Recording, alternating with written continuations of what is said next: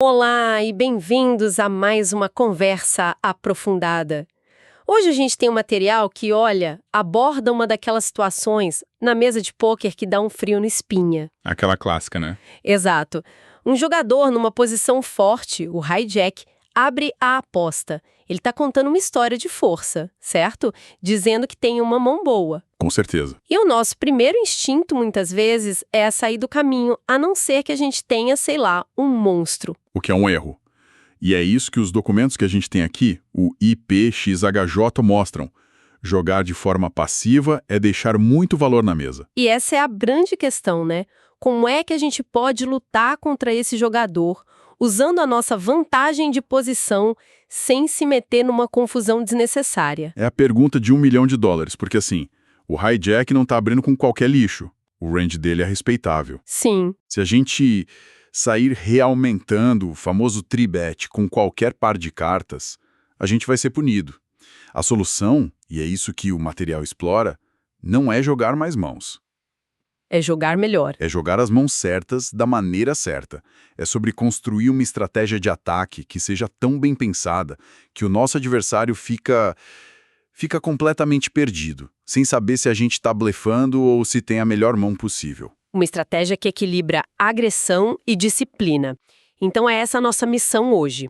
Usar este material para montar o quebra-cabeças de um range de three-bet quase perfeito para essa situação. Exato. A gente quer entender não só quais mãos usar, mas principalmente por quê. Qual é a lógica por trás de cada escolha para que a gente possa colocar a máxima pressão e, claro, sair com mais fichas no final. Ok, vamos desmembrar isso. E o ponto de partida do material já me deixou intrigada. Ele começa a construir essa estratégia pelos blefs. Confesso que isso parece um pouco invertido quando a gente pensa em atacar um range forte. A primeira ideia é usar as nossas mãos mais fortes, né? Por que começar com as mãos que, em teoria, são as mais fracas do nosso range de ataque? Não é um pouco arriscado demais? É uma ótima pergunta, porque ela toca no cerne da estratégia moderna de pôquer. A palavra blefe, nesse contexto, é quase injusta. Por quê? Porque não estamos pegando um 7-2 de naipes diferentes e rezando, sabe? São o que a gente chama de semi-blefs ou blefs inteligentes. São mãos escolhidas a dedo, quase cirurgicamente, por terem propriedades específicas que vão muito além do valor imediato delas. Elas são as nossas tropas de reconhecimento, que nos dão múltiplas formas de ganhar o pote. Tropas de reconhecimento, gostei disso. Então não é um ataque suicida, é uma incursão estratégica. E que propriedades são essas que transformam uma mão que parece fraca numa arma? São basicamente 3 pilares. O primeiro é um conceito que parece sutil, mas é brutalmente eficaz. O efeito de bloqueadores. Ok. As mãos que a gente escolhe para esse blefe contêm cartas cruciais como um as ou um rei. Pensa comigo. Se você tem o as de espadas na sua mão, é literalmente impossível seu adversário ter as-as. Certo, óbvio. E reduz para metade as combinações de as-rei que ele pode ter. Só com essa carta na mão, a gente já está manipulando as probabilidades a nosso favor. Torna mais provável que o nosso 3-bet simplesmente passe. Uau, ok. Isso muda a perspectiva. Não é só sobre as duas cartas que a gente tem, mas também sobre as cartas que a gente tira do baralho para o nosso adversário. Exatamente. É uma espécie de guerra de informação antes mesmo do flop vir. E o segundo pilar? O segundo é a jogabilidade pós-flop. Esse é o plano B, que transforma um bom blefe num blefe genial. Certo. Mesmo que o nosso 3-bet seja pago, a gente não está morto na água. Pelo contrário, as mãos que escolhemos têm um potencial tremendo de acertar o flop com força. Elas podem fazer sequências, flushes. E a gente está em posição. E como estamos em posição, agindo por último, podemos controlar a ação. Imagina que você faz um 3-bet com as e 5 de ouros. Seu adversário paga. Ok. O flop vem rei de ouros, 8 de ouros e 2 de paus. Ele faz cheque. Agora quem está no comando? Você tem um nut flush draw. O projeto para o melhor flush. Pode apostar e ele pode simplesmente desistir com uma mão como as-dama, que estava na sua frente. Ganhou o pote sem ter nada. Entendi. Isso é o poder da posição combinado com o potencial da mão. Certo, então temos os bloqueadores, que aumentam a chance de ele desistir para flop, e a jogabilidade, que nos dá uma segunda chance de ganhar pós-flop. E qual seria o terceiro pilar? A pressão. Exatamente. É a pressão que a gente coloca sobre a parte mais vulnerável do range do hijack. Sim, ele abre com mãos fortes, mas ele também abre com muitas mãos medianas que detestam ser realmentadas. Tipo quais? Pensa em pares como 7-7, 8-8 ou mãos como As-Valete Off-Suite. O que essas mãos fazem contra um 3-bet quando estão fora de posição? Pagar é desconfortável, Muito. o pote fica grande. Desistir parece fraco. Fazer um 4-bet é um exagero. Os nossos bluffs exploram precisamente essa indecisão. A gente coloca ele numa situação em que não existem boas opções. Faz todo sentido, é uma agressão com múltiplos planos de contingência. Então vamos aos detalhes. Quais são as mãos que o material aponta como sendo essas tropas de reconhecimento? O material organiza elas de forma muito clara. Começando pelas mãos off-suite de naipes diferentes, tem só uma, As-Dama off-suite. Só uma, isso é interessante. As-Dama off-suite parece uma mão forte para ser blefe, mas ao mesmo tempo pode ser facilmente dominada. Exato. É uma mão de 2 gumes, mas os bloqueadores dela são fenomenais. Bloqueia As-As, Rei-Rei, Dama-Dama e As-Rei. Nossa! É quase a mão de bloqueio perfeita. O fato de ser a única mão off-suite na lista de bluffs já diz o quão importante é ter o potencial de fazer um flush. O que nos leva, imagino, a uma lista bem maior de mãos suited, do mesmo naipe. Precisamente. Aqui o leque se abre. Primeiro, a gente tem o As-10 suited. Depois, um grupo muito interessante que os jogadores chamam de Suited Wheel Aces. Ah, os ases com cartas baixinhas. Isso. As-5 suited, As-4 suited, As-3 suited e As-2 suited. Parecem mãos pequenas, mas a capacidade de fazer o nut flush e uma sequência wheel de As-5 dá um potencial oculto incrível para elas. Sim. Já caí em muitas armadilhas por causa dessas mãos. Elas são muito disfarçadas. Que mais temos no arsenal? Ainda nas mãos suited, temos as outras Broadways, as cartas altas. Rei-Valete suited, Rei-10 suited, Dama-Valete suited, Dama-10 suited e Valete-10 suited. Ok. Todas combinam bloqueadores decentes com um ótimo potencial de fazer sequências e flushes fortes. E para fechar a lista, na categoria de Connectors Suited, os conectores do mesmo naipe, temos o 10-9 suited. 10-9. Essa mão não tem grandes bloqueadores, mas a jogabilidade dela pós-flop, a capacidade de fazer sequências dos dois lados, é simplesmente fantástica. É aqui que fica realmente interessante. Estabelecemos nosso grupo de ataque furtivo, mas e as mãos com as quais estamos genuinamente confiantes? Ah, o range de valor. Sim, a estratégia é simplesmente apostar mais forte e esperar o melhor. Imagino que não seja tão simples assim. Não de jeito nenhum. E é aqui que os jogadores intermediários perdem mais dinheiro.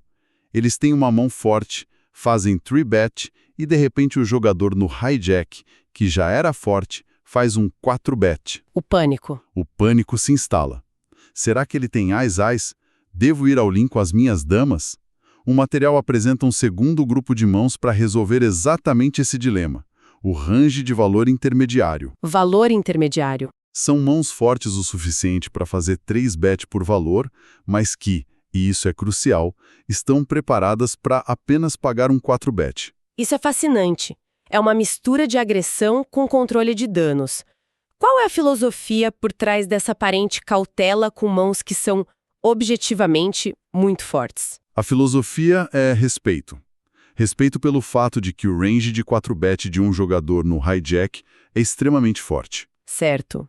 Geralmente está polarizado entre blefs puros e o topo absoluto do baralho. Com o nosso grupo de valor intermediário, o objetivo é extrair valor com o 3-bet, mas evitar o desastre contra as mãos monstro dele. E como a gente faz isso? Ao apenas pagarmos o 4-bet, a gente consegue duas coisas. Primeiro, mantemos o pote num tamanho controlável.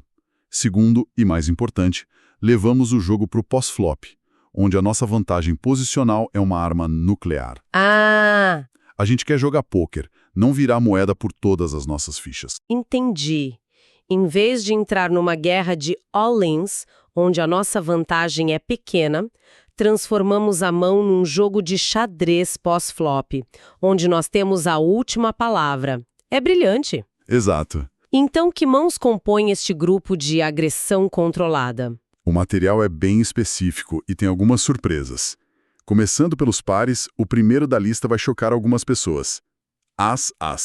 Espere, o quê? As? A melhor mão inicial do Texas Hold'em está no grupo que não quer ir all-in pré-flop? Você tá me dizendo para fazer slow play com a melhor mão possível? Não é bem slow play. É uma armadilha. É uma nuance estratégica de alto nível. Ok, me explica isso. Pensa no que acontece quando o seu adversário faz 4-bet e você simplesmente paga com as. Primeiro, você mantém no range dele todos os blefs que ele tem. Se você fizesse um 5-bet all-in, ele simplesmente desistiria com esses blefs. Certo, ele foge. Ao pagar, você dá a ele a oportunidade de continuar a blefar no flop. E segundo, você disfarça sua mão de uma forma devastadora. Ele nunca vai te colocar com as. Vai pensar que você tem rei, dama e vai cometer erros enormes pós-flop. Uau, isso é uma mudança de paradigma. A gente está usando a melhor mão não como um martelo, mas como um bisturi. Ok, minha mente está explodindo um pouco. É contra-intuitivo. Quais são as outras mãos nesse grupo, as mais normais? As outras fazem mais sentido. Temos o bloco de pares que vai de dama-dama até 8-8, ou seja, QQ, JJ, TT, 9-9 e 8-8. Certo. São mãos excelentes, mas muito vulneráveis se um as ou um rei aparece no flop, o que é provável contra o range do hijack. Não queremos arriscar nosso torneio inteiro com um par de damas contra um possível as-rei. Ok.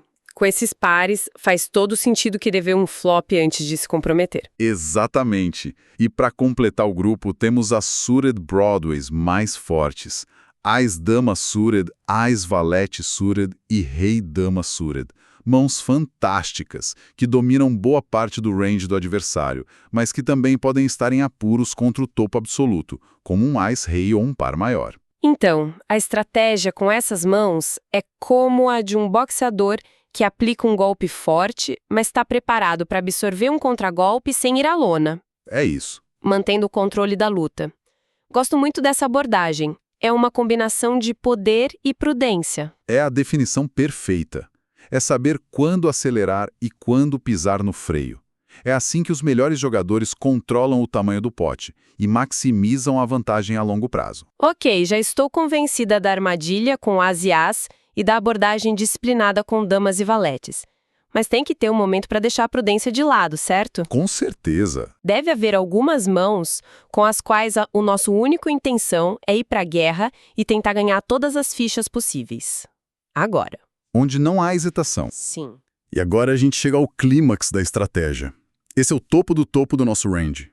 As mãos, monstro. As premium. Exato. A função delas é muito simples. Dominar. Quando a gente tem uma dessas mãos, a nossa mentalidade muda completamente. Não tem controle de pote, não tem armadilha. O objetivo é inflar o pote o mais possível, o mais rápido possível. Pé no fundo. Qualquer hesitação aqui é simplesmente perder valor. É hora de pisar fundo no acelerador e não olhar para trás. Luz verde total.